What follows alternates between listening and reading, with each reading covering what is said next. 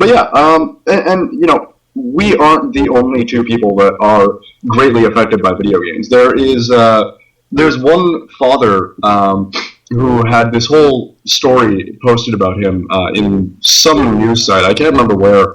If you find it, if anyone, even the viewers find it, that'd be great of you to do so.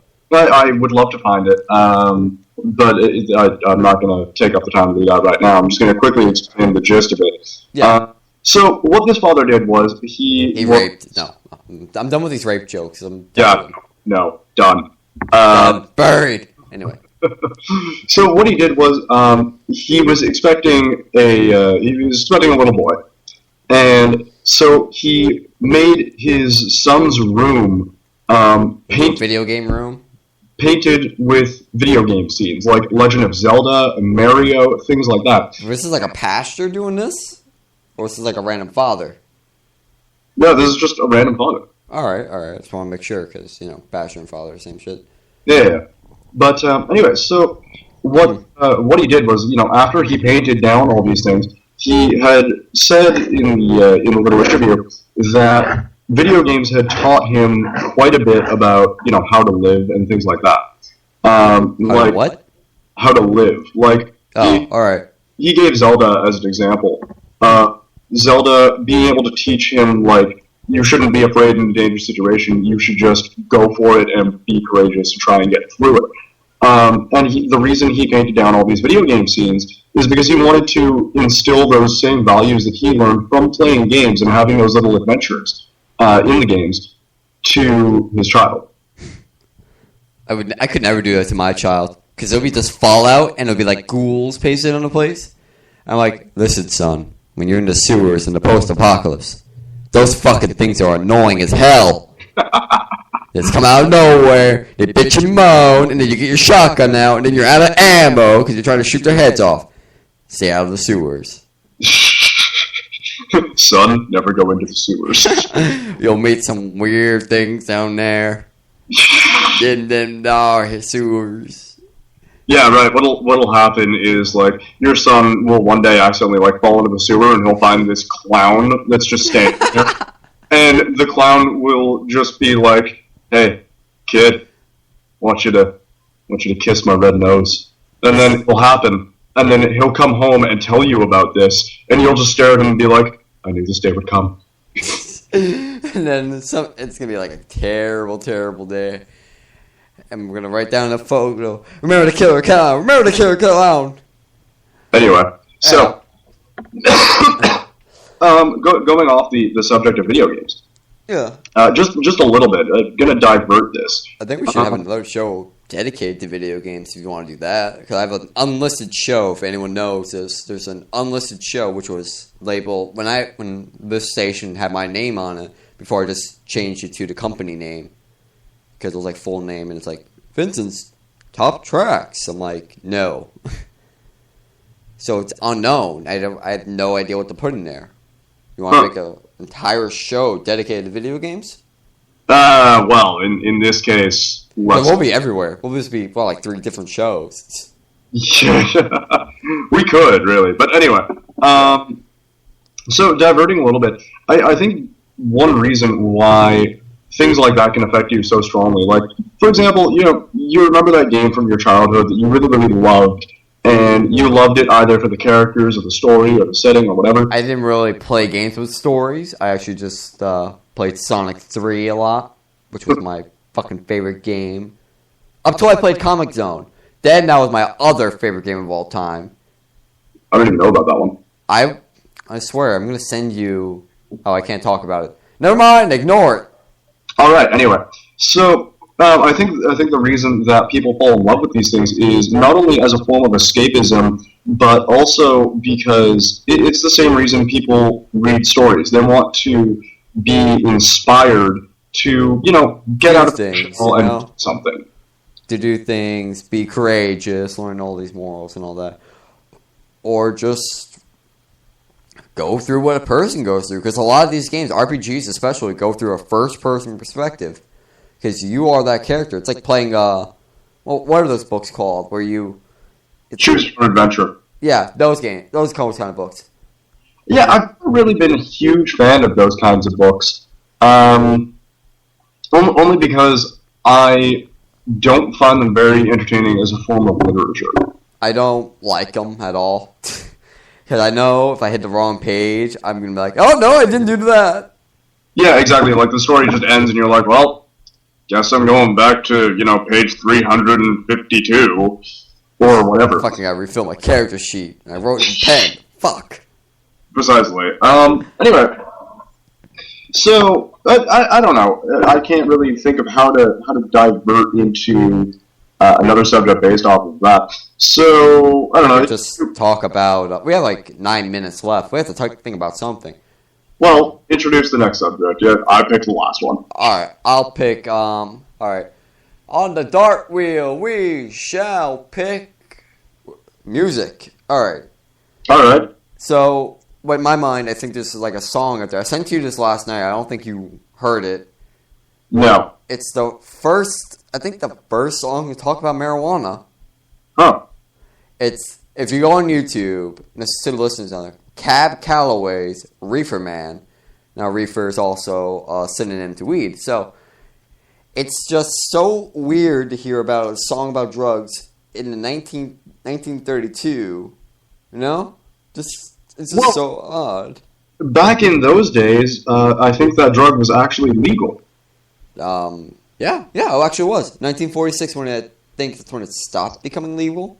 Yeah, for some reason or another. Oh, no, hemp. And then people confused marijuana with hemp. And then they canceled it and made it legal because hemp, and we got confused because they look the same. And they're not really the same. So, paper and shit. Anyway, no one to wipe their ass with weed, so they made it illegal. Huh, interesting. I mean, like, do you think, in your mind, because we talk about, we try to get this topic, what drug in your mind should be legal? That's currently illegal.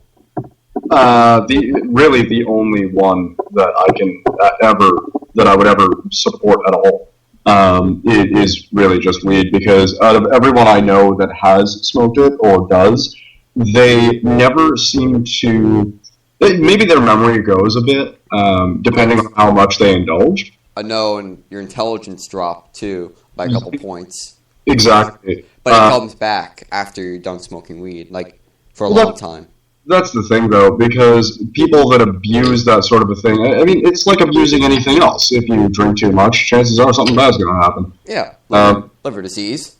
Yeah, exactly. And the only reason that I would ever support that one above all others is simply because all of the others have extraordinarily drastic and very extreme effects that can really either change someone's life entirely or just turn them into a very, very different person.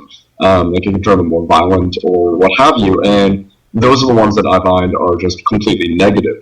Yeah, acid makes you see through your subconscious, so you don't want to see that. Unless... Well, maybe you do, but I mean, you'd have to be in a really good place in your life. Yeah. If you're not in a good place in your life, chances are just bad shit is going to happen. But less. The only reason I would ever support that is because from the effects that I've seen from other people is simply that it really just makes them either super happy or super lazy or super hungry. And that doesn't seem very negative. Whereas, you have someone who's high off of... say cocaine. Yeah, let's say cocaine. Like, it can turn that person into someone who's extremely aggressive, and, like, in that case, you're just sitting there like, why would you even put yourself through that? And further, why would you put everybody around you through that? Because then you're not affecting yourself, you're affecting everybody. Yeah, and, I mean, in my mind, at least, there's a couple other drugs which I think should be at least somewhat legal, in a sense, have less of a stranglehold on them. Dimethyltryptamine, iboga. I don't know what that is. All right, I'll explain them both to you. DMT, or dimethyltryptamine, is the spirit molecule that releases the most intense hallucinations ever conceived. I know DMT. All right, iboga, you don't know. That's the whole thing, though. Like, it occurs in your brain when you're sleeping, and that's why we dream. Yeah, but imagine smoking it and conscious. Yeah, that's the kind of thing I would not want to do. just because I would have a fear that my mind would break. And that. Some people do die from taking DMT. I'm not gonna lie. Really? Hearts stop because. Alright, when I say somebody dies because of it, it's usually because the heart stops because how intense it gets. That leads us into the subject of dreams that we spoke about, I think, last episode. Yeah, and we went from how a nightmare troll choked a woman to death and, her heart stopped somehow. Was that the one that was not released? What? Never mind. No, tell me. No, I was saying, is that the episode that was just not released? Is that Yeah, that was episode 0, where you released a bunch of stories about drugs, and we talked about dreams and all that. Yeah, we talked about reality and perception of, and things like that. But nonetheless... we went serious to silly, but I think we went full out serious for this one. Yeah, actually, I think we were actually pretty serious in this one, which is a surprise. Yeah, I thought we'd be at least a little bit more silly. I suppose because we're in a more of a somber mood. Yeah, and it's rainy over here, so I'm in a little bit of a gloomy mood. Oh, but I love rainy days. So do I, but... I'd subscribe for rainy days. Follow for rainy day forecasts. It's not gonna rain. Was it gonna rain this week? No. It's a light shower. Yeah, well, weather is another thing where... even news reporters these days, they say that they know what the weather is, but logically, no one can really tell what the weather is anymore because we've screwed up the atmosphere so much that the weather has become extremely unpredictable. Yeah. I mean, I'm outside. I see people with... weather's also a different matter of perception as well, because some people... I was walking outside. I had my fleecy on. Now, I only had my fleecy because it was raining earlier, and I don't like my fleecy, my fucking book bag, squishing all my notes. So yeah. I wore that, and then I'm walking around. I'm seeing some people, mostly guys, just in t-shirts, not affected by how cold it was. And then I see females in these thick sweaters. I'm wondering, is there a gap? Are males not prone to weather? Actually, that is slightly true, and the reason you will have females generally be colder is actually because females do have. I think it is maybe 2 to 4 less pints of blood in their body. They have a lower blood circulation than we do. Oh, so they don't. So they get colder because of it. Yeah, that's why they're more affected by cold because their body just isn't able to warm them up as effectively. But our bodies can. So yeah, exactly. I just thought it was body hair or something. Yeah, it might actually be something to do with that too. Yeah. I don't know. I mean, a beard keeps it pretty warm. You got a beard? Face warmer. If you have a beard, you generally know what you're doing in life. I would love to have a beard just to stroke it. I probably would just have it forever just to stroke. I do that constantly. I think now you're going to grow a beard. I have one. Oh, you have one? Oh, wow. Yeah. Whenever I'm not working, I grow out a beard. Stroke it. It must look like the weirdest thing. I'm sorry. I remember seeing him one time when he didn't have a beard. Only one time. It was the one time he didn't have a beard. He was clean shaved, but now he has a beard. No, I have a bit of a beard, yeah. I love it, though. Beards are just fantastic. You hide food in them? Liking beards. Hide weed in there. No one will notice. No. No. No? You don't want to hide weed in there? No. You had a cigarette in there? Well, no. I would never do. My beard's never become that long.